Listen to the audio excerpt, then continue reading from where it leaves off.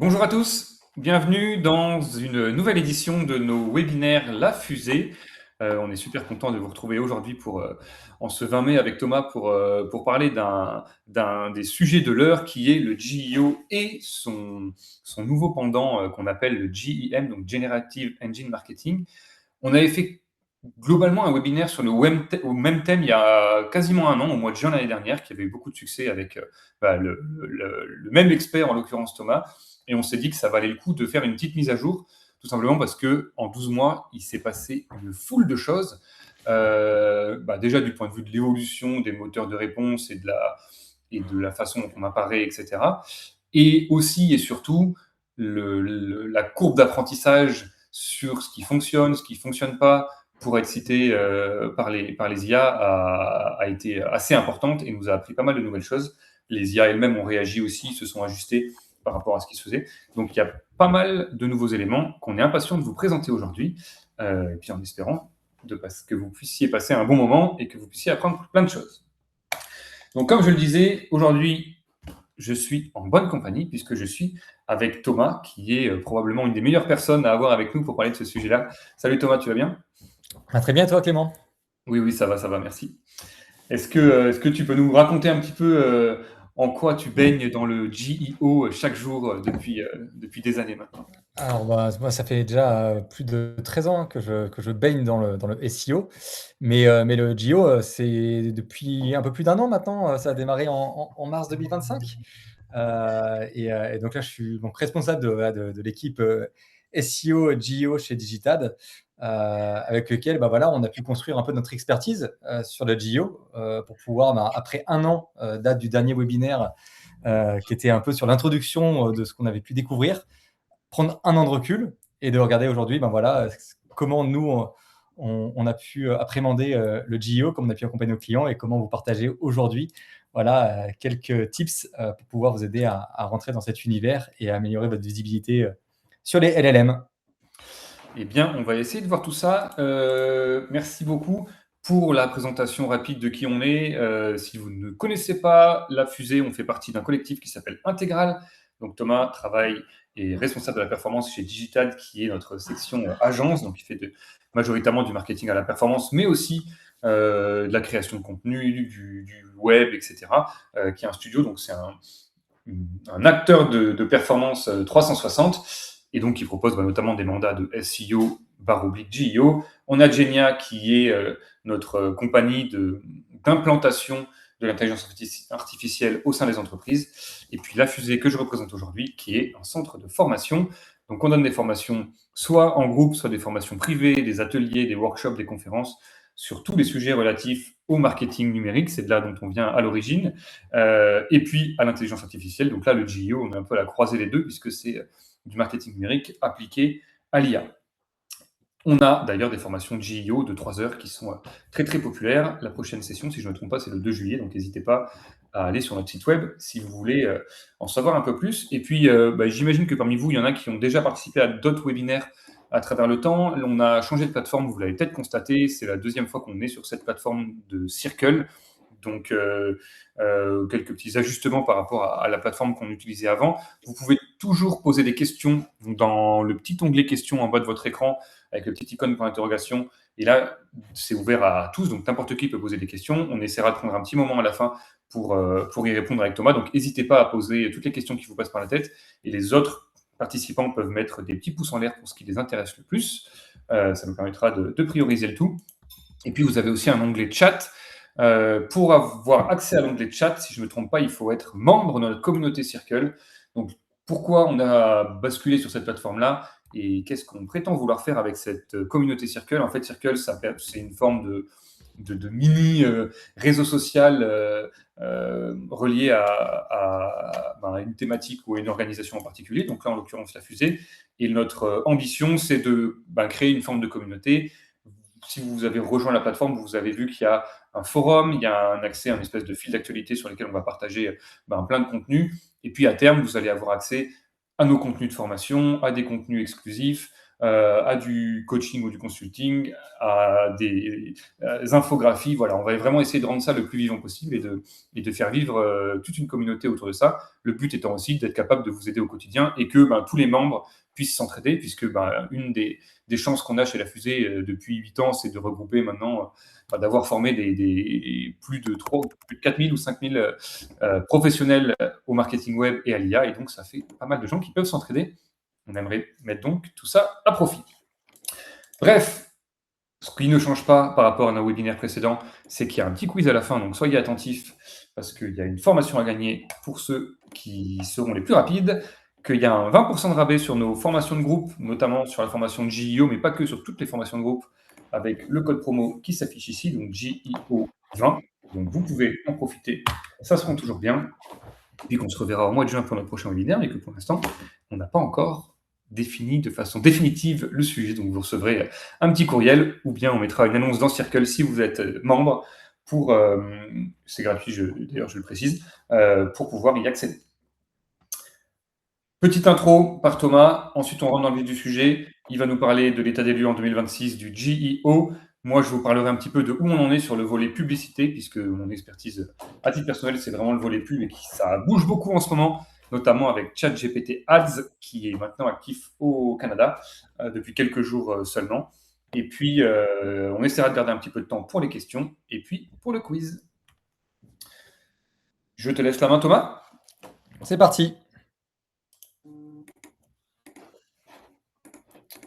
Hop là.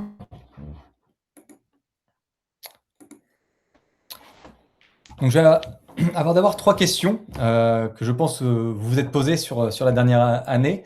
La première, c'est est-ce qu'aujourd'hui, vous utilisez les LLM, donc ChatGPT, Gemini ou Claude, pour créer du contenu? Deuxième question que vous avez potentiellement dû vous poser, ou que moi, je me pose, c'est de savoir si aujourd'hui, vous êtes capable, pour vos marques, de connaître le volume de mentions de votre marque sur les LLM. Est-ce que vous avez un outil qui vous permet de le savoir sur I/O, sur ChatGPT ou sur Gemini? Et le dernier point, c'est la partie, est-ce que vous êtes capable aujourd'hui de mesurer la crédibilité de votre marque? Donc, je vais voir le terme crédibilité, je vais beaucoup l'utiliser pendant ce webinaire, parce que c'est un des points clés aujourd'hui pour avoir de la résonance aujourd'hui au sein des LLM. Donc, si vous avez posé au moins une de ces questions ou ces 3 questions, vous êtes au bon endroit aujourd'hui pour essayer d'avoir justement un certain point pour comprendre comment remonter et bien se positionner sur les LLM. Donc aujourd'hui, l'IA générative, comme moteur de réponse, c'est plus justement le canal qu'il faut travailler de demain.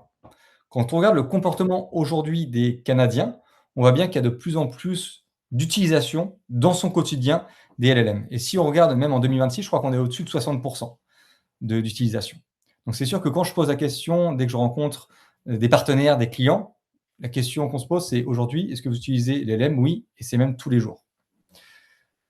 Le deuxième point, c'est la guerre. C'est-à-dire qu'encore aujourd'hui, je crois qu'il y a Gemini qui a communiqué sur une amélioration par rapport à Claude Opus. Je crois que c'est récent, il n'y a même pas quelques heures ou même pas dans les dernières 24 heures. Donc, ça vous montre aujourd'hui qu'il y a vraiment une guerre des modèles.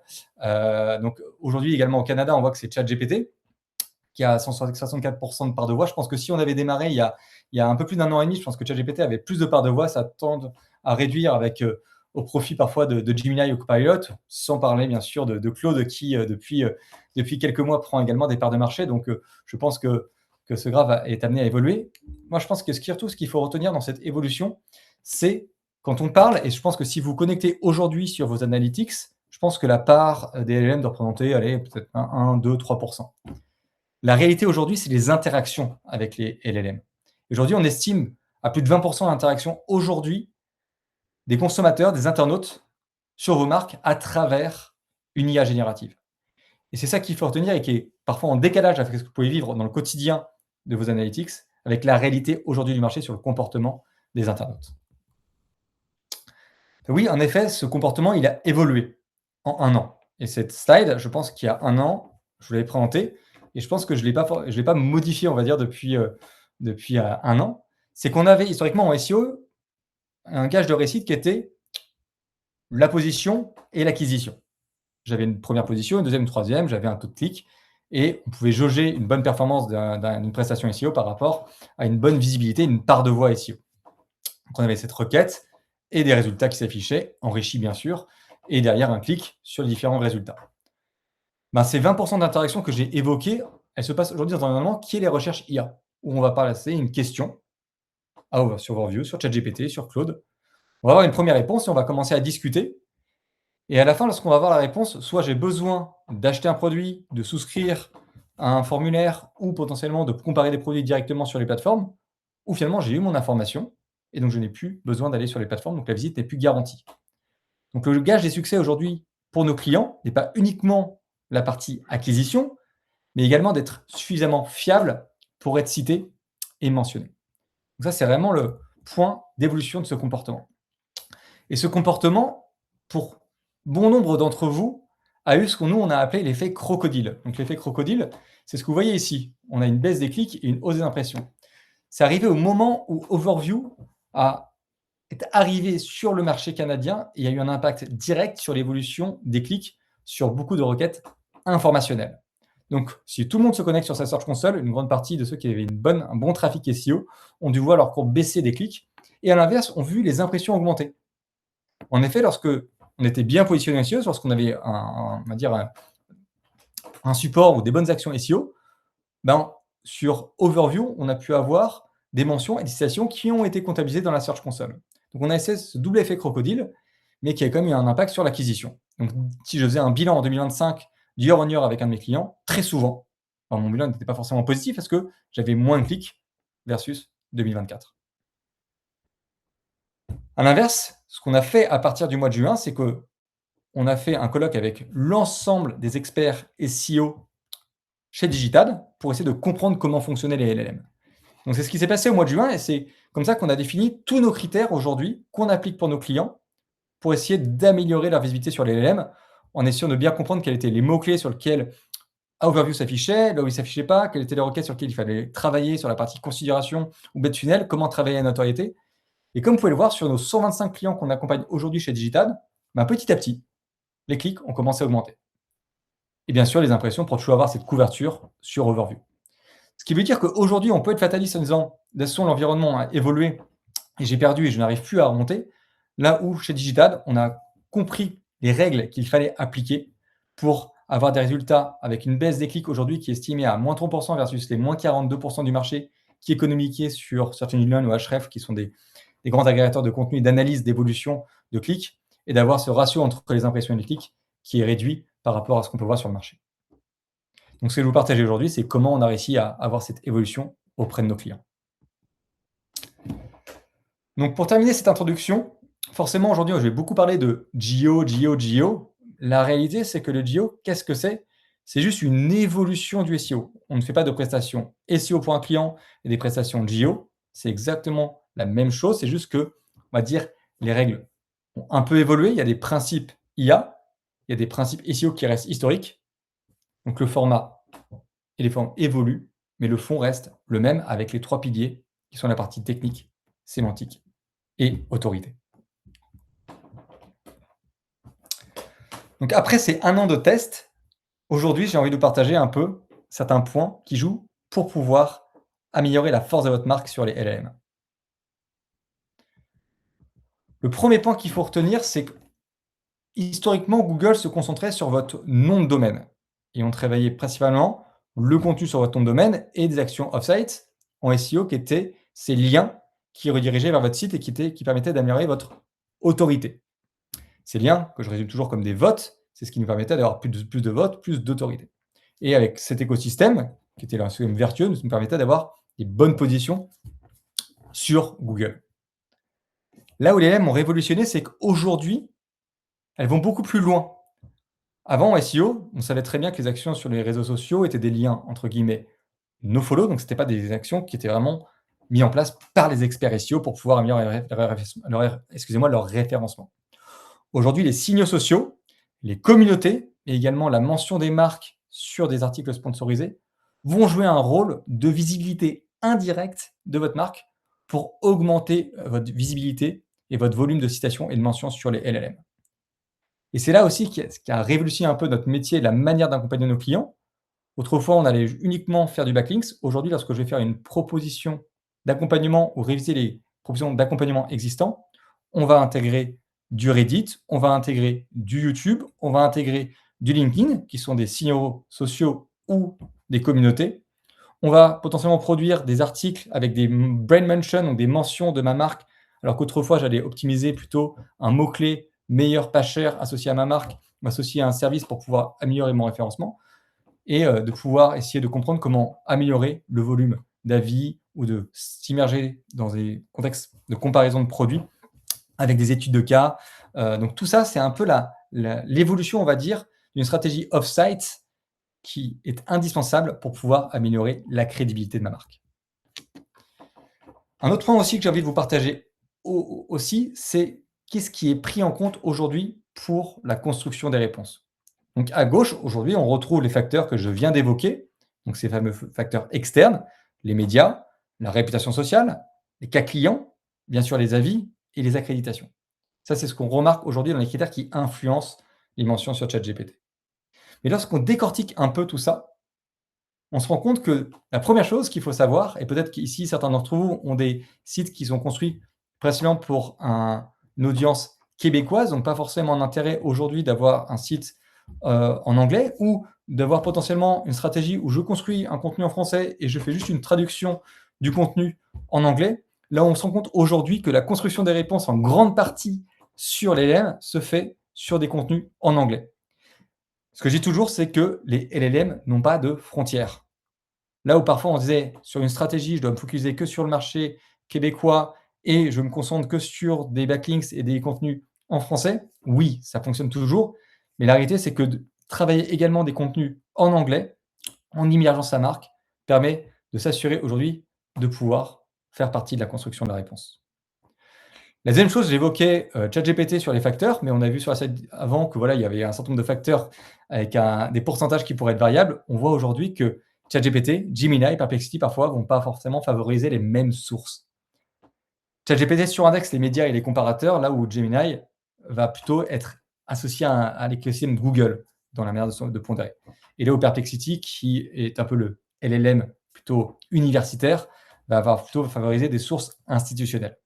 Ce qui veut dire qu'aujourd'hui, forcément, dans une stratégie off-site, je ne vais pas faire une stratégie off-site ChatGPT, Gemini, voilà, on va avoir une stratégie off-site GEO, comme on l'avait pour la partie SEO, mais il faut prendre en compte un certain nombre de mix pour s'assurer de bien émerger aujourd'hui sur l'ensemble des LLM. Également, on parlait beaucoup de Reddit, et je pense que la dernière fois, je vous ai parlé de Reddit. Alors oui, on doit toujours parler de Reddit, c'est important. On voit toujours que Reddit, notamment sur ChatGPT, fait partie des top 5 des sources les plus citées, mais la surreprésentation tend à diminuer. Voilà, il y a une surpondération. Donc aujourd'hui, il y a d'autres facteurs, et typiquement LinkedIn, qui était un peu moins utilisé avant, remonte de plus en plus. Donc voilà, donc il faut bien suivre aujourd'hui les sources. Il y a des outils qui permettent de connaître les sources. Donc, essayez de bien comprendre quelles sont les sources autour de vos thématiques, de vos univers pour travailler cette stratégie off-site. Donc aujourd'hui, les 3 actions qu'il faudrait effectuer dès maintenant pour améliorer votre visibilité, que j'ai envie de vous partager pour ce webinaire, c'est qu'il faut aligner ces pages avec la logique des LLM et non plus une logique mot-clé qui était la logique historique en SEO. Le deuxième point, c'est de transformer la présence externe en signal de crédibilité. Alors, je redis crédibilité, mais c'est important. Donc là, on va comprendre la stratégie off-site. Et le 3, forcément, avec l'évolution des agents et l'agentique qui prend une part dans notre univers, notamment en numérique, comment aujourd'hui on est capable de piloter des agents pour amener plus de valeur dans notre quotidien sur les livrables SEO et sur le support SEO récurrent. Donc, je vais vous montrer concrètement comment les activer et on va démarrer par l'embedding. Alors, je suis désolé d'utiliser ce terme qui peut être un peu complexe, mais qui est un point clé pour comprendre le contenu à l'ère de l'IA et le défi aujourd'hui de la science. Donc, je vais essayer de vulgariser ce terme embeddings. Donc, comprendre l'embedding, en fait, c'est quelque chose qui n'est pas nouveau du tout. Mais aujourd'hui, comment une IA fait pour interpréter aujourd'hui tout le contenu qui existe sur le web, il a besoin aujourd'hui de pouvoir numériser vos contenus.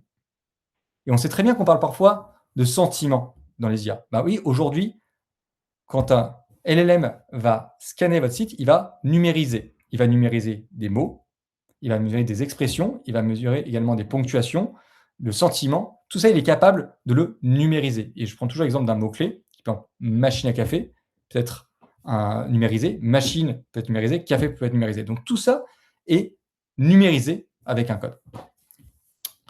Et aujourd'hui, pour comprendre comment fonctionnent les LLM lorsqu'elles vont construire une réponse, il faut comprendre la partie science. Une fois que j'ai numérisé tous mes mots, donc tout mon contenu, comment aujourd'hui une LLM va pouvoir comprendre que je suis pertinent pour construire la réponse. Et c'est la notion de science associée à une entité. Donc je vais prendre toujours mon entité café, où je vais avoir potentiellement mon client qui pourrait être un acteur comme Nespresso, Keurig ou autre, qui va vouloir remonter et faire partie de la réponse sur les machines à café. Donc, j'ai différents types de machines à café, capsules, cafetières, etc. Comment aujourd'hui l'ILM va définir que Nespresso est pertinent sur des modèles capsules café? C'est grâce à cette science. Aujourd'hui, dans mes contenus Nespresso, je vais avoir des mots-clés machine à café associés à des mots-clés capsules ou pods. Et j'ai mon entité pods, mon entité capsule et mon entité machine. Et plus ma science est proche de cette entité, plus je vais avoir un quotient de similarité qui va être important, plus je vais faire partie de la réponse. Et c'est comme ça que fonctionnent les LLM. Elles vont traiter des millions et des milliards d'informations, essayer d'associer ces notions de vos contenus numérisés à des entités en calculant cette science.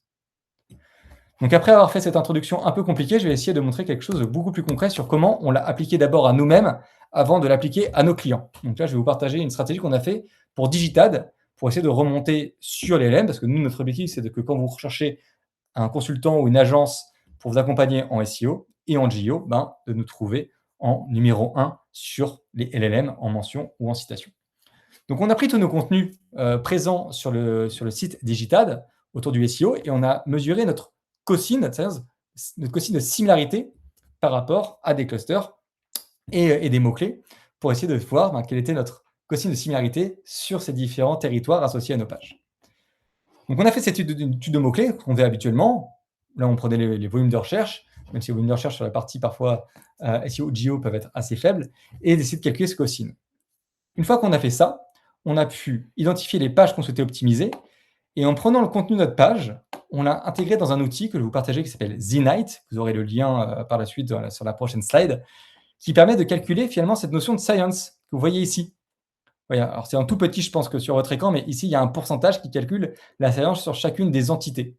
Donc là, j'ai une entité qui est l'entité GEO, agence, IA, visibilité, Montréal. À chaque fois, là, on est sur une entité avec la science qui est identifiée de mon contenu par rapport aux différentes entités. Donc, l'objectif, c'est que les entités qui sont en haut, on va dire, c'est un peu, entre guillemets, vos mots-clés prioritaires sur lesquels on doit vraiment être s'assurer d'avoir un maximum de science. Et en fonction de l'optimisation de la page, tout ça peut varier. Et je vais vous donner un exemple par la suite pour montrer comment ça va pas varier. Ça peut être parfois dans le bon sens et dans le mauvais sens. La bonne nouvelle, lorsqu'on a optimisé notre page en prenant en compte cette notion de science, on s'est retrouvé à être très bien positionné sur la partie GEO. Parce que notre objectif par rapport à cette mission, c'était bien sûr d'être positionné, mais de pouvoir capter des nouveaux prospects qui allaient chercher un support GEO par rapport à cette évolution qui s'est passée en 2025. Et grâce à cet audit, grâce à l'optimisation de 11 pages en prenant ces critères de science, on a réussi à être en première position en tant que mention sur la plupart des LLM, ce qui nous a permis d'avoir une bonne acquisition, parce que les personnes devaient toujours envoyer un formulaire pour demander plus d'informations sur notre support, d'avoir une évolution d'impression, notamment sur Overview, et derrière d'avoir pu concrétiser des clients qui nous ont explicitement dit qu'ils nous avaient trouvé via ChatGPT, via Overview ou via Gemini. Et je vais vous donner un deuxième exemple qui vous permet de comprendre que parfois, lorsqu'on optimise sans prendre en compte cette notion de science, parce que j'imagine que beaucoup d'entre vous, dans ma question, est-ce que vous avez déjà utilisé les LLM pour optimiser un contenu? Je pense que c'est oui. Et en fait, parfois, vous optimisez votre contenu et lorsque vous optimisez, vous dégradez votre science. Donc ça, c'est un client qu'on a accompagné. L'objectif était de remonter sur une page sur meilleur PEA ou comparaison PEA, toute la partie comparative sur le PEA, qui est une solution bancaire en France. Et donc, lorsqu'on a fait notre audit GEO, il s'avère que notre client a modifié son contenu. Donc, on a pu analyser la science le avant et le après. Et lorsque ce client a optimisé, a réécrit son contenu, il a dégradé sa science, notamment sur un des territoires où il était très bien positionné, qui était la partie comparatif en 2026. ben, finalement, ça a pratiquement disparu lorsqu'il a optimisé son contenu. Donc, c'est-à-dire qu'aujourd'hui, lorsque parfois vous avez des actions sur votre plateforme et sur vos contenus, potentiellement, vous pouvez dégrader votre science par rapport à des entités, ce qui peut parfois impacter votre visibilité directement sur les LLM. Donc, une de mes recommandations aujourd'hui, et c'est un petit cadeau que je vous partage, utilisez Zenite. Je crois que vous pouvez avoir 5 tests gratuits pour pouvoir tester. Donc, n'hésitez pas à les utiliser pour aujourd'hui analyser sur votre page stratégique votre niveau de science par rapport aux différentes entités et de voir comment vous pouvez optimiser ces pages. Donc, pour résumer aujourd'hui sur cette partie, on va dire, GEO et sur cette partie science, comme je l'ai indiqué, priorisez vos pages, optimisez votre contenu en respectant les critères LLM. Ça fait partie de notre formation et n'hésitez pas à poser des questions sur comment bien utiliser un contenu à votre agence ou à la fin de cette présentation. Et derrière, de bien mesurer cette science sur un outil qui vous va permettre de mesurer également votre score par rapport aux différentes entités prioritaires. J'ai terminé sur cette partie science et aujourd'hui, maintenant, je vais également vous partager sur la partie réputation. Comment prendre le contrôle de votre marque? Comme j'expliquais en introduction, on a d'un côté le SEO qui reste indispensable dans une stratégie parce que les moteurs de recherche sont encore massivement utilisés et 90% des Canadiens utilisent toujours Google comme moteur de recherche. Donc, il y a la partie backlinks qui reste pertinente. Mais en GEO, on a expliqué qu'il y avait des signaux qu'il fallait chercher pour améliorer, on va dire, le volume de sources, de mentions et de citations contextuelles et de présence, bien sûr, dans l'overview et de crédibilité. Donc aujourd'hui, quand on évoque un peu cette partie off-site, et je préfère parler tout de suite de cas concrets, je vais vous partager 2 cas. Le premier, on parlait des communautés. Donc dans les communautés, il y a Reddit. Aujourd'hui, Reddit peut être un levier d'accélération pour vous. Peut être un effet d'accélération parce qu'aujourd'hui, ça reste dans les top sources, comme j'expliquais sur ChatGPT. Et donc, s'immerger dans Reddit avec une bonne stratégie de contribution et non de promotion va vous permettre, en tant que marque, en tant qu'ambassadeur ou expert de vos métiers, de pouvoir participer à un certain nombre d'échanges et d'apporter une valeur et potentiellement derrière d'augmenter votre crédibilité sur les LLM. Donc pour ça, comment travailler une bonne stratégie? Je vais vous montrer ce qu'on a fait toujours pour nous-mêmes avant de l'appliquer à nos clients. On identifie aujourd'hui les bons forums. Donc pour identifier un bon forum sur Reddit, c'est assez simple. Allez sur Google, mettez un sujet qui vous concerne. Typiquement, ici, c'était la partie Reddit local SEO parce que je voulais monter sur des requêtes local SEO, des gens qui recherchent à avoir des stratégies très locales. J'ai identifié derrière les forums, donc les threads qui sont les mieux référencés. Et une fois que vous êtes dessus, vous pouvez commencer à travailler. Donc aujourd'hui, on a un blog qui est très complet. Donc on a utilisé notre contenu qu'on a adapté un peu au ton Reddit.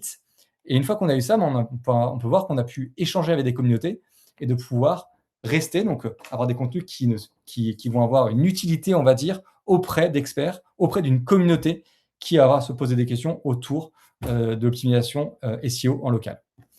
Et une fois qu'on a ça, on regarde aujourd'hui quand on recherche une agence SEO en local, notamment, donc c'était ma requête ici, agence géolocale Montréal, et on voit bien que Digitad est bien référencé en top position ici.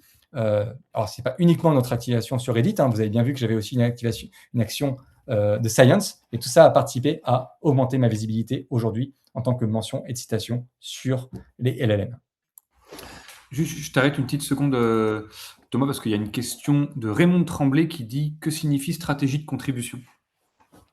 Alors, une stratégie de contribution, donc ça, c'est un très bon point sur Reddit. Aujourd'hui, Reddit, il ne faut surtout pas le travailler comme si on voulait travailler une stratégie marketing promotionnelle. Donc, je pourrais, typiquement, quand vous travaillez avec un média et que vous faites un article sponsorisé en backlinks, par exemple, vous achetez, là, vous pouvez faire votre article sur un sujet. Surtout pas faire de promotion sur Reddit. Quand on parle de contribution, c'est qu'aujourd'hui, lorsqu'on a identifié le thread qui avait des questions aujourd'hui sur comment travailler une optimisation en GEO en local, en fait, on a contribué. C'est-à-dire qu'on n'a pas poussé nos services en tant qu'agence, on a utilisé notre blog comme si on parlait à un client et qu'on le conseillait aujourd'hui sur comment nous on ferait pour pouvoir travailler du GEO local. Donc, c'est ce que vous voyez ici sur le petit texte. Concrètement, pour du géolocal, qu'est-ce qui marche en ce moment? Et donc, on présentait un peu les actions, donc quelles sont les recommandations. Donc là, on est vraiment sur une contribution. Et donc, c'est pour ça que c'est important de le savoir. L'erreur qu'ont fait beaucoup de personnes lorsqu'ils sont allés sur Reddit, c'est de travailler Reddit en disant, voilà, vous cherchez à avoir une stratégie SEO locale, vous pouvez nous contacter Digitad parce qu'on est une agence performance sur la partie référencement naturel en local. Ça, il y a 10 chances sur 10 que ce message, que cette contribution soit supprimée parce que c'est une promotion. Alors que si on contribue uniquement, et là je pense que tous autour qui sont présents sur ce webinaire, vous avez sûrement des pages FAQ ou des contenus blog que vous pouvez réutiliser pour contribuer sur Reddit. Et ça, c'est une mine d'or à exploiter pour pouvoir justement contribuer et non de pouvoir pousser vos produits ou services parce que là, vos posts vont être supprimés.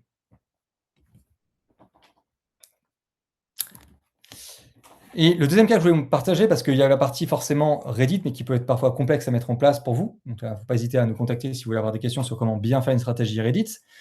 Mais là, pour Decathlon, on était vraiment sur une stratégie de brand mention, donc vraiment de citation de marque, là où historiquement, avec Decathlon, on pouvait uniquement créer des backlinks, donc des liens sponsorisés sur des mots-clés meilleurs, produits X pour des sports d'hiver ou pour de la randonnée. Aujourd'hui, pour tous les contenus sponsorisés ou articles sponsorisés qui sortent pour Decathlon, à partir du moment où Overview est arrivé, donc dès le mois de juin, 100% des contenus sortaient avec des mentions marques. Grâce à ça, on a pu, de manière régulière, par cette stratégie de source et de faire partie de la réponse en citant sur des sources externes la marque Decathlon associée aux différentes entités, de pouvoir avoir un nombre de mentions et de citations qui était toujours en hausse et on continue tous les mois à augmenter grâce à une stratégie régulière et récurrente d'articles sponsorisés qui prend en compte cette mention de marque. Donc pour bien travailler cette action off-site, il faut bien sûr s'assurer d'avoir les bonnes sources, comme j'expliquais. Ça peut être différent, donc de savoir est-ce que pour vous, peut-être ce sera plus LinkedIn, ce sera peut-être YouTube. Derrière, de pouvoir avoir un message clair. Bien sûr, ce que je vais travailler pour Decathlon avec des partenaires n'est pas la même chose que si je travaillais sur Reddit ou que si je faisais un contenu blog sur LinkedIn ou que j'optimisais une vidéo sur YouTube ou que je travaillais potentiellement également des études de cas sur des plateformes externes ou un communiqué de presse. Et de bien choisir les bons canaux. C'est-à-dire aujourd'hui, quelle est l'énergie que je dois mettre? Est-ce que je dois mettre uniquement de l'énergie sur de la brand mention ou est-ce que je dois avoir un mix? Et donc là, aujourd'hui, en fonction de chaque client, nous, on a adapté notre support off-site qui prend en compte finalement les sources et aujourd'hui, sur forcément où est mon client et où est-ce que je dois mettre de l'énergie pour augmenter son autorité en fonction des différentes entités. Et je vais terminer par l'univers de l'agentique. Aujourd'hui, comment prendre de l'avance sur ses concurrents? Je pense que le dernier webinaire devait sûrement parler de l'agentique, si je me souviens bien, avec Tommy et Alexandre. Donc, c'est un peu une continuité par rapport à ce qu'ils vous ont présenté. C'est pour ceux qui faisaient partie de ce dernier webinaire. Donc, aujourd'hui, forcément, vous avez dû entendre parler de l'agentique, notamment de Claude Code, mais pas que, qui permet aujourd'hui de développer des agents qui nous permettent d'aller beaucoup plus loin dans l'analyse et dans les recommandations et également dans l'intégration. Aujourd'hui, forcément, ça a révolutionné nos audits. Oui, on faisait des outils SEO, oui, on avait des outils, mais aujourd'hui, on est capable de, par rapport à ce système d'agents, d'adapter nos agents par rapport à notre expertise chez Digitad, dans un écosystème client, en comprenant en compte tous les critères d'optimisation qu'on a pu mettre en place ou qu'on souhaite mettre en place et la pondération que nous, on a appliquée. Je vous rappelais qu'en mois de juillet, on a fait un colloque. Donc, on a pondéré tous les critères GEO qu'on forcément réévalue à chaque fois lorsqu'il y a des ajustements à faire pour pouvoir s'assurer d'avoir une bonne vision aujourd'hui de ce qu'est un audit GEO et les critères de pondération. Une fois qu'on a ça, c'est une bonne chose, mais l'erreur que peut avoir fait un support technique SEO, c'est d'avoir fait une analyse, mais qu'à partir recommandations et intégration prennent beaucoup de temps ou beaucoup de ressources. Aujourd'hui, ce temps est beaucoup plus restreint par rapport à cette intégration qui peut être automatisée. Donc, on est capable de connecter directement à Webflow, à WordPress, Drupal, etc., à différents CMS, à Shopify, de pouvoir intégrer en masse ces recommandations pour pouvoir corriger toutes les pages d'un site ou une partie. Et si par hasard, on se retrouve dans des écosystèmes plus complexes, on n'est également pas capable pour faire, et on le voit pour certains clients, de corriger l'ensemble des pages et après, par système de bug, de pouvoir corriger l'ensemble des pages, sur s'il y a des corrections HTML typiquement à faire ou de données structurées. Et donc ça, on voit bien que c'est une révolution parce qu'on est capable aujourd'hui de plus régulièrement d'appliquer ce type d'optimisation et en plus de ça, de pouvoir faire, on va dire, un clé en main de la partie exploration, analyse à la partie intégration et mesure de la performance. Je crois qu'il y a une question. Il y a pas mal de questions. À voir si tu veux les prendre maintenant ou si on Non, les. c'est juste qu'il y a quelqu'un qui a levé la main, mais je Ah, d'accord. continue dans ce cas-là. Ouais, je pense que on essaiera de garder les 10-15 minutes qui nous restent à la fin, hein. D'accord. On peut ensuite. Donc, pareil avant de proposer ce type d'agent à nos clients, on l'a d'abord appliqué à nous-mêmes. Donc, on a également un site du collectif qui a pu aujourd'hui profiter de ces agents. Et donc, le premier agent qu'on a voulu tester, c'est l'optimisation des données structurées, qui est un des points importants aujourd'hui sur le référencement naturel. Et donc, on a audité le site pour savoir quels étaient les points d'amélioration sur cette partie données structurées. Donc, comme si on avait un audit SEO en analysant spécifiquement toutes les données structurées de toutes les pages. On a bien sûr développé un skills SEO pour Claude Code en essayant de lui expliquer également tous les bonnes skills et les bonnes pratiques d'optimisation des données structurées. On a lancé le crawl, on a vu qu'il y avait des balises qui étaient problématiques, on les a optimisées. Et derrière, comme c'était un site sur WordPress, on a pu intégrer directement sur WordPress en passant par un plugin d'injection de code.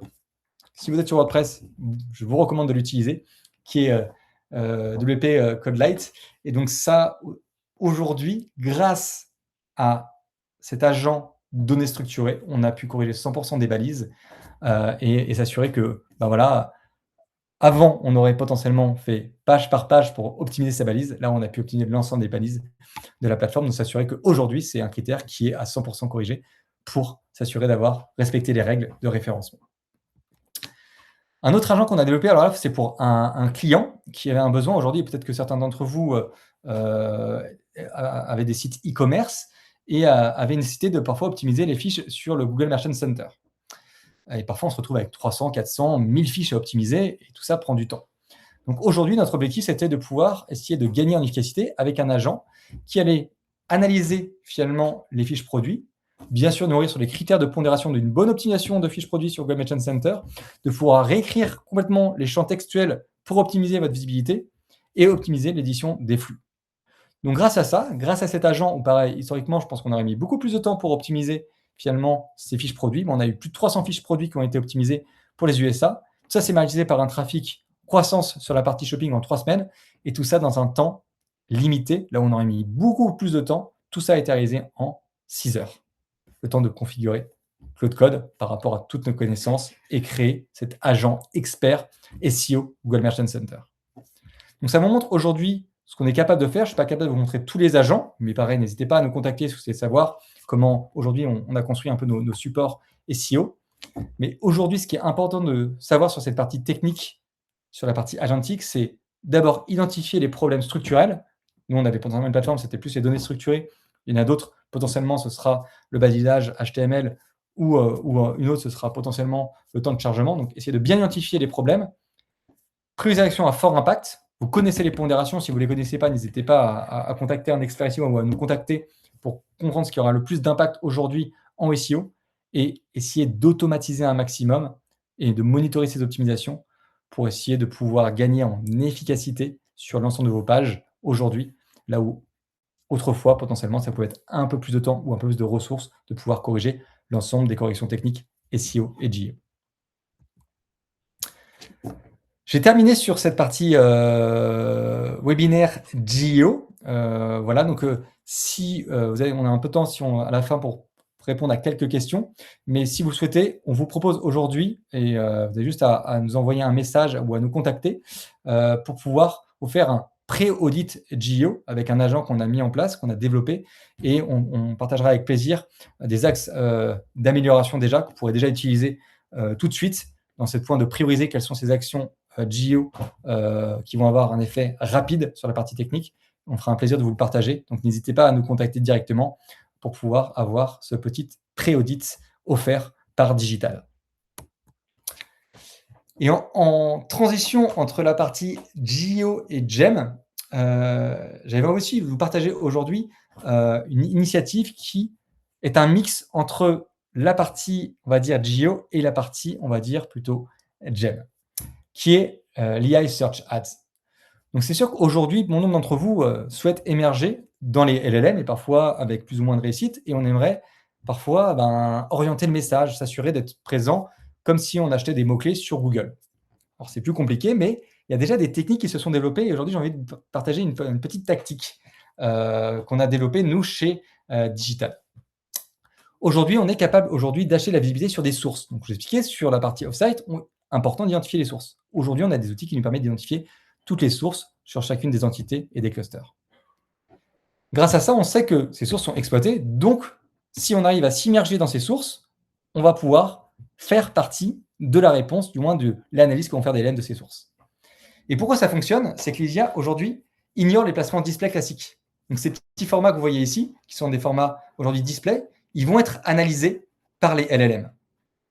Et donc, pour la mettre en place aujourd'hui, il faut juste cartographier les sources, avoir un bon partenaire pour pouvoir contacter ces éditeurs, savoir quel est le contenu qu'on va pousser aujourd'hui sur ces éditeurs, qui va être repris par LLM pour construire la réponse. Et ici, vous avez un exemple sur le cluster et l'entité voiture hybride, sur lequel Renault a travaillé, pour pouvoir essayer d'émerger dans les réponses lorsque une personne va chercher la voiture hybride la moins chère en 2025, ou toutes ces requêtes de considération qui sont très importantes.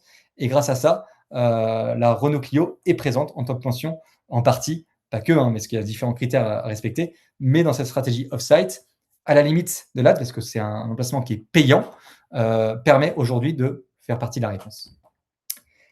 Et je vais passer la parole à Clément, qui va vous partager son écran et vous expliquer, parce que peut-être que certains n'ont jamais entendu parler du GEM. Donc, je pense que Clément va vous introduire ce qu'est Oui, je prends le relais, merci Thomas. Et puis, ce que tu présentais, c'est vrai que c'est intéressant, c'est un peu un espèce d'hybride. C'est pas vraiment de la pub, parce que les pubs, les moteurs les prennent pas en compte. C'est pas vraiment des backlinks, parce que c'est vraiment une bête un peu hybride qui fonctionne à ce stade. Est-ce que ça va fonctionner pendant des années? Difficile à dire. Après, c'est un marché qui évolue très vite, mais à ce stade, ça semble donner des résultats. Et donc, dans la continuation de tout ça, donc, depuis 2 ans, tout le monde se dit comment je fais pour être cité de façon organique, naturelle par les chats GPT ou Gemini de ce monde. De plus en plus, on voit que la notion d'IA est en train de vampiriser aussi le volet publicitaire du marketing. Et ça prend. Il y a plusieurs aspects là-dedans, il y a plusieurs formes. Donc, je vais essayer dans les 5 minutes que j'ai de parler de tout ça. Mais en gros, il y a un aspect qui est immédiat. Donc, on va en parler à la toute fin. Il faut se préparer à voir arriver des publicités directement dans les recommandations qui vont être faites par les IA. La preuve en est, c'est que depuis une semaine, il y a de la publicité sur ChatGPT au Canada et que des annonceurs peuvent faire de la pub au Canada. Mais au-delà de ça, toutes les plateformes publicitaires qu'on a l'habitude d'utiliser sont de plus en plus pilotées elles-mêmes par des moteurs ou par des machines qui sont elles-mêmes reliées à l'intelligence artificielle. Que ce soit Google, que ce soit Facebook avec son algo qui est de plus en plus généré par IA et qui nous pousse énormément à mettre de l'IA partout. Que ce soit Reddit ou LinkedIn qui ne sont pas des moteurs IA en tant que tels, mais sur lesquels nos actions vont avoir un impact sur les moteurs de réponse. Et potentiellement, en faisant de la pub sur LinkedIn ou sur Reddit, on va faire mousser notre visibilité et ça va nous être bénéfique pour de l'organique plus tard. Et puis, les moteurs conversationnels en tant que tels qui commencent à utiliser de la publicité. Donc, il y a une forme de porosité et puis d'entrelacement entre ce que vous allez faire comme action payante sur le web et l'impact que ça va avoir sur la façon dont les IA vous perçoivent. Ça mériterait presque une heure complète sur le sujet, mais on va passer rapidement sur les éléments principaux. Donc, comme je le disais, l'IA dans les plateformes de pub, ça date pas d'hier. Google, Facebook ont commencé à nous pousser du machine learning et du smart bidding et des choses reliées à de l'intelligence artificielle depuis quelques années maintenant. Désolé, j'ai perdu le partage, je vous remets ça tout de suite. L'accélération, je dirais, ça a été à partir de l'année 2021-2022 pour Google avec les campagnes Performance Max, et puis 2024 sur Facebook avec les campagnes Advantage Plus, ensuite avec leur algorithme Andromeda, etc., etc. Ce qui est aujourd'hui la plus grosse, on va dire, incarnation l'IA et de l'évolution des moteurs comment dire, des résultats payants, c'est la façon dont Google nous pousse à mettre de l'IA partout en 2026. Pourquoi? Parce que depuis 1 an, 2 ans, quand vous faites une recherche sur Google, vous avez des réponses qui sont différentes, avec une petite portion qui est générée par l'IA avec les AI Overview, Thomas en parlait tout à l'heure. Et ça, on sait très bien, même si ce n'est pas encore exactement le cas, que dans les mois ou dans les années à venir, ce sera forcément quelque chose qui sera impacté par la publicité, puisque Google va vouloir continuer à vivre et qu'on s'attend à un changement des usages où on s'attend de plus en plus à avoir des réponses. Concrètement, qu'est-ce qui évolue quand on gère des campagnes sur Google? La première, c'est qu'avant, quand on faisait des pubs sur Google, on achetait des mots-clés. Ça, c'est de moins en moins le cas. Avant, on disait je veux être sur tel mot-clé, tel mot-clé, tel mot-clé. Ensuite, on disait je veux être sur globalement tel mot-clé, mais ça peut être toute la sémantique autour. Et puis, de plus en plus, on va vers un monde où il y a juste plus de mots-clés. On lui dit voici mon site web, fais apparaître mes pubs en fonction des bonnes requêtes, et puis je te fais confiance. Le deuxième aspect, c'est que Google essaie de prendre la main sur l'ensemble de l'inventaire sur lequel il diffuse. Donc là où il fut un temps où majoritairement on investissait quasiment uniquement sur notre moteur de recherche, aujourd'hui Google va vouloir nous pousser à être sur YouTube, sur le réseau display, dans Gmail, sur Google Shopping, etc., etc. Et puis ça a un impact sur la façon dont on présente notre contenu. Vous le voyez tous les jours quand vous êtes sur vos téléphones, y compris sur Google, on a quelque chose qui est de plus en plus visuel, et donc le côté créatif, un peu comme sur Facebook, devient de plus en plus clé. C'est pas encore aussi important que sur Facebook, mais c'est quelque chose qui a de plus en plus de poids dans la performance générale. D'ailleurs, nous, en tant qu'agence côté digital, on s'adapte à ça, puisque là où avant, les gens qui faisaient du Google, on n'avait pas besoin de visuel, aujourd'hui, on inclut de façon systématique une prestation de création, parce qu'on sait que si on n'a pas des bons visuels, on ne va pas avoir de bons résultats. Et donc, ce côté automatique, ça sert Google parce que finalement, ils ont encore plus la main, ils contrôlent encore plus la façon dont ils vont dépenser notre argent. Et on ne va pas se le cacher, c'est à leur bénéfice à la fin de la journée. Ils essaient aussi de nous pousser vers ça pour nous préparer aux résultats AI Overview qui vont être de plus en plus importants. Et donc, comment on fait en 2026 si vous avez des campagnes Google Ads pour se préparer à tout ça? Au niveau du ciblage de vos mots-clés, on sait que pour apparaître là-dedans, il va falloir du ciblage large. On sait aussi qu'ils vont probablement favoriser les campagnes qui ont activé la petite fonctionnalité qui s'appelle AI Max, donc en gros qui donne encore plus de pouvoir à leur algorithme. L'autre aspect qui va être super important, c'est le côté flux produit. Donc, si vous faites du commerce électronique, si vous vendez en ligne, vous avez sûrement un compte Google Merchant Center ou un catalogue sur Facebook. Tous ces points-là vont être extrêmement importants et donc il va falloir leur donner beaucoup d'amour. Les avis comptent beaucoup, donc reliez ça avec votre Merchant Center, toujours si vous êtes avec du e-commerce, c'est très important. Et puis le dernier point, c'est le contenu de vos pages. On donne de plus en plus de pouvoir à un algo en lui disant tiens, voilà mon site, affiche les bonnes réponses aux bonnes personnes ou dépense mon argent uniquement auprès des bonnes personnes. Une façon de faire en sorte que l'algo comprenne ce qui se passe, c'est d'avoir un site bien structuré, notamment avec la présence de FAQ. Donc, point important. Et puis pour conclure, la pub fait son apparition dans les moteurs de réponse. Il y a maintenant de la pub sur ChatGPT pour tous les utilisateurs gratuits et les utilisateurs avec l'abonnement le moins cher, celui à 8 $, je crois. Il y en a déjà actifs aux États-Unis depuis quelques mois. Il y avait eu un démarrage uniquement pour les grosses entreprises. Je crois qu'il fallait dépenser 200 000 $ américains au début. Progressivement, ça s'est ouvert. Le Canada est éligible depuis vraiment pas longtemps, depuis 1 ou 2 semaines environ. Et depuis le 5 mai, donc c'est tout récent, il y a une plateforme self-service qui existe aux États-Unis, donc comme sur Facebook, comme sur Google. N'importe qui ou une PME peut lancer des campagnes sur ChatGPT pour essayer de sortir en pub. Au début, c'était des prix extrêmement élevés et c'était uniquement au CPM, donc on payait pour des impressions. Depuis là aussi quelques jours, ils ont basculé au coût par clic, donc on se rapproche vraiment du modèle Google. Je suis prêt, en tant qu'entreprise, à payer X pour avoir un clic. D'après les premiers retours qu'on a aux États-Unis, les coûts par clic, c'est entre 3 et 5 $ américains. Et puis le dernier point au niveau du ciblage, c'est basé sur du contexte. Donc finalement, on va aller donner à la plateforme une forme de liste. On ne va pas lui donner des prompts, on va lui donner des mots-clés ou des thématiques. Et lui va identifier les prompts ou les recherches des gens par rapport à ces thématiques-là. Donc on est vraiment sur quelque chose d'extrêmement large. On lui explique un petit peu ce sur quoi on pense que ce serait pertinent d'aller. Et lui, derrière, va faire le boulot. Évidemment, on ne peut pas la variété des prompts est tellement vaste que c'est impossible de se positionner sur des mots-clés comme on pourrait le faire comme on le faisait sur Google encore il y a quelques temps. Dans la vraie vie, pour être tout à fait honnête, et je pense que c'est le cas nous, on est une agence de taille moyenne, sûrement quelques géants y ont accès. Nous, on n'a pas encore accès à la plateforme de self-service de ChatGPT, tout simplement parce que c'est réservé uniquement aux entreprises américaines. Donc, j'ai encore refait le test ce matin et il vérifie vraiment qu'on est incorporé aux États-Unis, etc.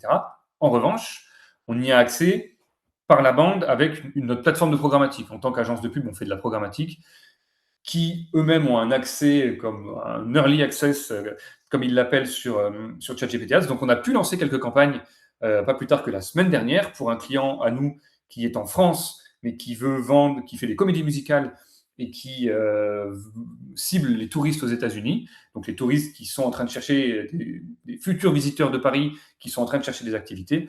Donc, je vous ai mis quelques petites captures ici pour voir à quoi ça ressemble. En gros, dans ce système-là, on peut payer uniquement au coût par 1000, donc on paye à l'impression. Et puis, vous voyez, au niveau du ciblage, on va donner des mots-clés. Donc là, c'est choses à faire à Paris, tourisme à Paris, cabaret à Paris, guide de voyage à Paris, etc., etc. L'idée étant de le nourrir au maximum de ce qu'on imagine que les gens vont rechercher, un peu à l'image de ce qu'on fait sur Google, pour derrière apparaître avec aujourd'hui un format qui s'appelle des sponsored cards, donc des cartes sponsorisées.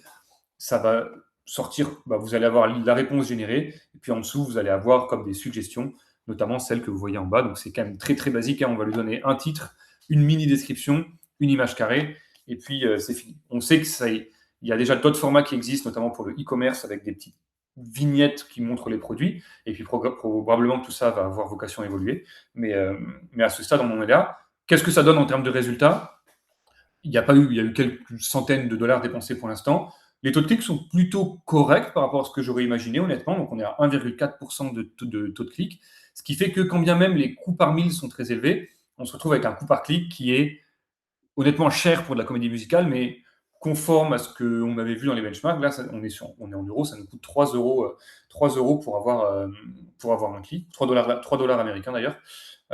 Donc, c'est quand même, je dirais, allez, 2-3 fois plus cher que ce qu'on arrive à avoir sur les autres réseaux. Si on analyse le trafic derrière provenant de ChatGPT dans Google Analytics, on voit qu'il est quand même très qualifié. Donc, il y a eu déjà quelques ventes. Et surtout, c'est des gens qui s'engagent plus que les autres, qui passent plus de temps sur le site que la moyenne, etc. Donc, il y a une forme de filtre aussi. Celui qui a été dans ChatGPT, qui a fait la recherche et qui a fait l'effort de cliquer sur la pub, c'est déjà qu'il est proche de passer à l'action. Donc, l'un dans l'autre, à voir avec le temps, mais on peut penser que tout ça va se compenser. Et puis voilà, dernier point, ça évolue à toute vitesse. Je pense que dans quelques semaines, on aura accès à la plateforme au Canada. Nous, on est dans les starting blocks, évidemment, avec toute l'équipe. Et puis, on a hâte de voir ce que ça donne à plus grande échelle et de déterminer si c'est un vrai levier qui va être complémentaire aux médias sociaux et à Google Ads, ou si c'est juste un petit bonbon, un petit bonus à ce stade et que ça reste marginal. Donc voilà, mystère, et puis bien hâte de voir ce que ça va donner dans les semaines à venir. On va passer aux questions pendant quelques minutes, et puis ensuite on basculera sur le quiz. Avant de basculer sur les questions, si vous avez aimé ce webinaire, on va mettre dans le chat un petit lien pour que vous puissiez aller nous donner un avis positif si le cœur vous en dit, parce que ça aussi, les avis, ça aide beaucoup pour le référencement. Et puis, comme je vous le disais, vous avez accès à notre communauté sur Circle. Là aussi, on va mettre le lien dans le chat. Et puis ça nous ferait plaisir que vous nous rejoigniez. On va essayer de poster de plus en plus de contenu avec une fréquence de plus en plus élevée. Et de rendre ça, ce ne sera pas de l'autopromo là, hein, c'est vraiment du contenu qui se veut pédagogique, éducatif, pour vous montrer qu'on peut être un partenaire de qualité et puis qu'on peut continuer à vous apprendre tout le temps et pas uniquement à travers les formations que vous pouvez acheter avec nous. On y va pour les questions. Je rebascule sur mon petit onglet. Et le plus populaire d'entre vous, je vous laisse d'ailleurs tous repartir dans l'onglet questions. Donc, c'est le petit point d'interrogation en bas de votre écran. Si vous voulez aller mettre des pouces en l'air pour les questions qui vous paraissent les plus importantes ou les plus pertinentes, n'hésitez pas. Comme ça, je les prendrai en priorité. Celui qui a eu le plus de succès aujourd'hui, c'est Eric. Donc, Eric, il nous demande, et puis c'est vraiment toi, Thomas, qui va répondre parce que je suis complètement incompétent là-dessus. Google a annoncé le retrait des rapports FAQ dans la Search Console pour juin prochain. Est-il encore pertinent d'intégrer des données structurées schema FAQ sur nos sites ou c'est devenu obsolète ? Je remets mon micro.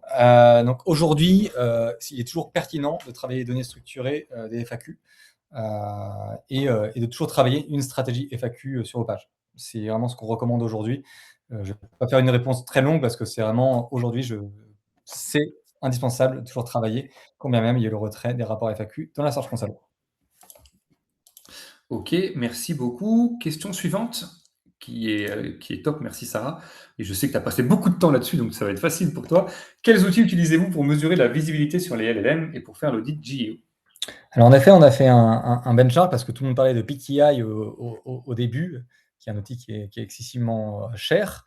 Donc aujourd'hui, nous, l'outil qu'on utilise chez Digitad, c'est SE Visible, qui est l'outil, on va dire, de mesure de la visibilité LLM, qui appartient à SE Ranking, qui est un bon outil. Est-ce que, j'ai des parts dans cet outil? Non. Donc, comme tout outil, faites votre benchmark. Voilà, je sais que SEMrush le fait, voilà, qu'il y a PKI, qu'il y a plein de solutions qui ont émergé. Donc à vous de bien faire le bon choix, et forcément, bah, si vous voulez faire un choix comme l'a fait Digitad, SE Visible et SE Ranking est un très bon choix aujourd'hui pour faire votre suivi sur les LLM. Top, merci beaucoup. Question suivante de Moses. C'était sur la partie, quand tu parlais de Reddit, et donc de contribuer à Reddit, est-ce qu'il faut le faire au nom de notre marque? Alors il y a plusieurs stratégies. On peut créer un compte marque, on peut créer des comptes ambassadeurs et des comptes experts. C'est les 3 types de comptes qui existent. Ce qui est important, c'est de toujours quand même, de créer, votre nom de marque pour pouvoir associer vos comptes à votre nom, à la marque. Ce qui est important aujourd'hui, on va avoir le compte marque Digitad et après on va avoir des comptes comme Florian qui a posté, qui est associé au compte, Digitad. C'est-à-dire que Florian, quand il va prendre la parole, quand il va contribuer, il va participer à travailler l'autorité, la crédibilité de Digitad. Donc d'abord créer votre compte marque, créer ensuite des comptes en votre nom associés à la marque. Ce serait dans ce cas-là ambassadeur, ce qui vous permettra de prendre la parole sur un certain nombre de sujets où vous serez expert pour travailler sur les threads identifiés. Merci beaucoup. Ensuite, on a Juliette qui nous dit à un moment, tu parlais de LinkedIn et que c'était important que LinkedIn prenait en compte, enfin, non, que les IA prenaient de plus en plus en compte ce qui se disait sur LinkedIn pour juger de la crédibilité d'une marque. En gros, et donc Est-ce qu'on fait un copier-coller du blog? copier-coller C'est des ça. blogs. Alors, la question est non, ne jamais faire un copier-coller.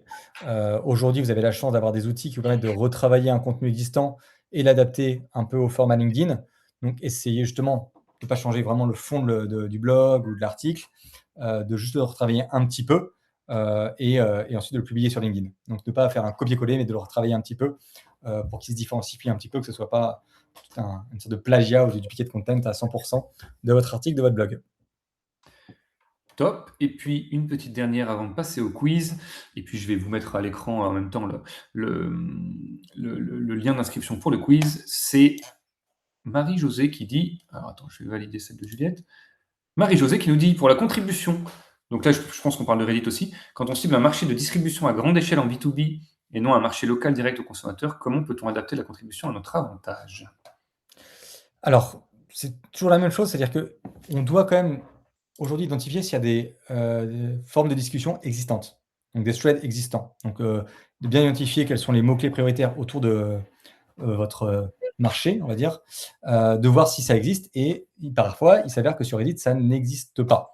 Donc là, vous pouvez créer un sujet. Donc ça, si c'est une opportunité, ben, allez-y, vous pouvez être moteur de la création d'une thématique. Après, si c'est vraiment niche sur la partie B2B, je recommanderais peut-être plus d'avoir des activations sur LinkedIn ou sur YouTube. Toujours partir du fait, est-ce que sur vos territoires, Reddit est une source qui est dans le top 10? Si ce n'est pas le cas, potentiellement, mettez pas d'énergie sur Reddit, mettez d'énergie ailleurs. Potentiellement, ce sera plus sur la partie étude de cas, ce sera plus sur la partie accréditation, comparateur et bien sûr sur la partie média. Top. Merci Thomas. Là où vous devez mettre votre énergie maintenant, c'est sur notre quiz. Parce que comme vous le savez, celui qui remportera ce quiz se verra remporter aussi la formation La Fusée de son choix. Donc je vous invite à vous rendre sur votre téléphone intelligent au lien kahoot.it et puis vous rentrez le petit code PIN 905 14 75 pour venir participer. Il va y avoir 5 questions. Il faut évidemment bien répondre, mais il faut aussi être le plus rapide pour gagner. Pendant ce temps-là, j'en profite pour vous rappeler, donc on a une formation GEO, donc qui est vraiment aller en profondeur sur tout ce qu'a raconté Thomas sur la première partie de ce webinaire, qui a de très bons avis, donc généralement les gens en sont contents, et puis que ça se veut quand même très aussi pratico-pratique. C'est 10 personnes maximum dans la salle. Vous avez 3 heures avec un expert, et généralement, vous ressortez de là avec une bonne feuille de route. Sur la partie dont moi j'ai parlé, sur la partie publicitaire, évidemment, on évoque de plus en plus la notion d'IA et comment gérer les AI Max, les PMax, etc., et comment s'adapter à ce nouvel écosystème dans les formations Google Ads, notamment la formation Google Ads avancée, puisque on sait que c'est un sujet qui est absolument indispensable. Je prends juste peut-être la question sur Zenith de Laetitia, Thomas, pendant que les gens finissent de rentrer dans le quiz, et puis ensuite on va basculer sur les questions. Laetitia se demandait si Zenith, dont tu as parlé tout à l'heure, pour la fameuse Science, c'était un outil qui était universel ou si c'était juste sur WordPress. Bien sûr que Zenith peut servir sur tout n'importe quel type de CMS, parce qu'il ne dépend pas du tout du CMS, mais en fait du contenu. Donc c'est-à-dire que vous avez juste à mettre l'URL de votre page ou de copier-coller le contenu. Donc c'est indépendamment de WordPress. Superbe. Bon, je pense que je vois que le nombre de personnes qui s'inscrivent est en train de se tarir, donc on va pouvoir passer à l'action. On y va. Tenez-vous prêts avec votre téléphone. Et il y a 5 questions. Donc je vous rappelle que c'est aussi une question de rapidité. Question numéro 1, 3, 2, 1, c'est parti. Sur quoi se joue principalement le classement d'une entreprise dans les réponses des intelligences artificielles? Est-ce que c'est la taille de son logo? Est-ce que c'est la force et la visibilité de sa marque? Est-ce que c'est l'extension de son domaine, .ca, .com, ou est-ce que c'est la vitesse de chargement de son site web?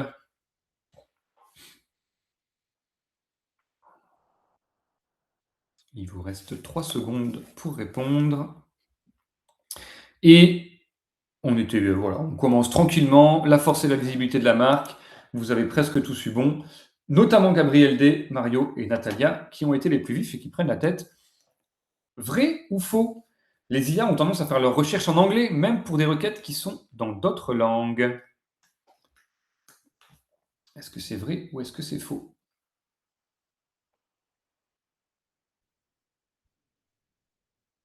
Ça répond à toute vitesse.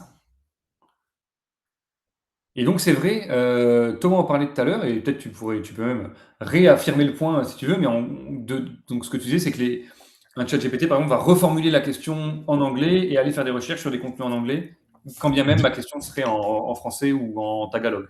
Exactement, c'est très important aujourd'hui de bien travailler des stratégies on-site et off-site en anglais, parce qu'une grande partie du grounding, donc de la construction des réponses, se fait sur des contenus en anglais. C'est malheureux, mais c'est comme ça. Gabriel, toujours en tête, Mario deuxième, MA et Mode sont juste après. On passe à la question 3. Réponse multiple.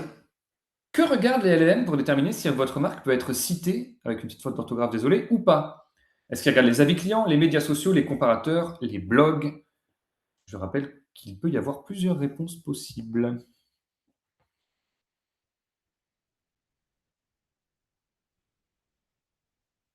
Et vous remarquerez le choix original d'images d'illustration. C'était toutes ces réponses, effectivement.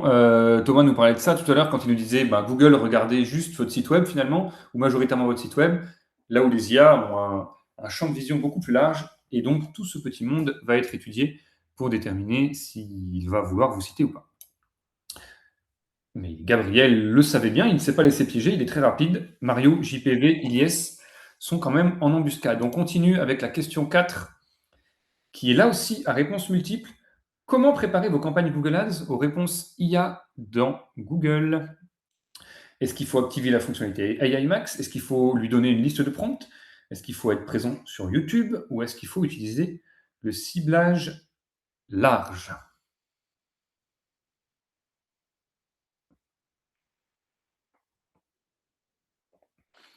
Donc j'ai couvert cette partie-là. Effectivement, c'était AI Max, donc pas très important parce qu'honnêtement, à ce stade, on a des retours d'expérience qui sont mitigés. Je ne peux pas vous dire que c'est un succès fou à chaque fois qu'on l'active.